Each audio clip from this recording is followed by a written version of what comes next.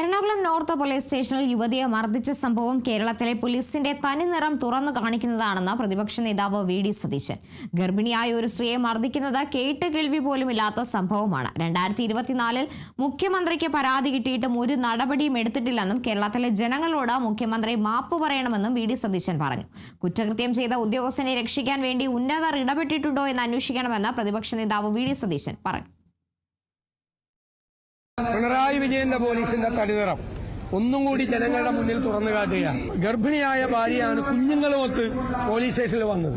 അവരുടെ മുമ്പിൽ വെച്ചും ഭർത്താവിനെ മർദ്ദിക്കുന്നത് കണ്ടാണ് അവർ ബഹളമുണ്ടാക്കിയത്. അപ്പോൾ അവരോടും ക്രൂരമായിട്ടാണ് അവരെയും മർദ്ദിച്ചത്.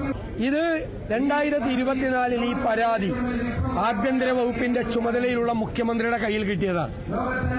അതിനെക്കുറിച്ച് ഒരു നടപടിയും എടുക്കാതെയാണ് മുഖ്യമന്ത്രി ഇത് ഒളിച്ചുവെച്ചത്.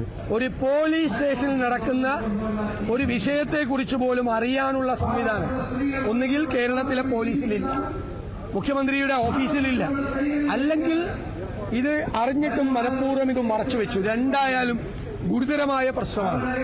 അപ്പോൾ ഇതിൽ മുഖ്യമന്ത്രി കേരളത്തിലെ ജനങ്ങളോട് മാപ്പ് പറയുകയും ഉത്തരവാദികളായ ആളുകൾക്കെതിരായി അന്വേഷണം നടത്തി നടപടി സ്വീകരിക്കണം. ഈ കുറ്റകൃത്യം ചെയ്ത ഉദ്യോഗസ്ഥനെ രക്ഷിക്കാൻ വേണ്ടി മുഖ്യമന്ത്രിയുടെ ഓഫീസിൽ ആരെങ്കിലും ഇടപെട്ടിട്ടുണ്ടോ? ഉന്നതരായ പോലീസ് ഉദ്യോഗസ്ഥർ ആരെങ്കിലും ഇടപെട്ടിട്ടുണ്ടോ? ഇതിനെക്കുറിച്ചെല്ലാം ഗൗരവതരമായി അന്വേഷിക്കണം. ഇത്തരം സംഭവങ്ങൾ കേരളത്തിൽ ആവർത്തിക്കപ്പെടാൻ പാടില്ല.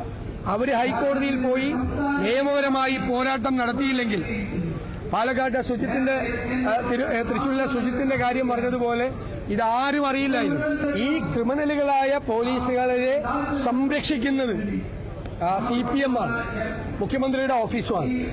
CPM പറയുന്നു, മുഖ്യമന്ത്രിയുടെ ഓഫീസ് പ്രൊട്ടക്ട് ചെയ്യുന്നു. ഈ 2024 നടന്ന ഈ സംഭവം മുഖ്യമന്ത്രിയും മുഖ്യമന്ത്രിയുടെ ഓഫീസും അറിഞ്ഞില്ല എന്ന് പറഞ്ഞാൽ എന്തിനാണ് അദ്ദേഹം ഈ സ്ഥാനത്തിരിക്കുന്നത്?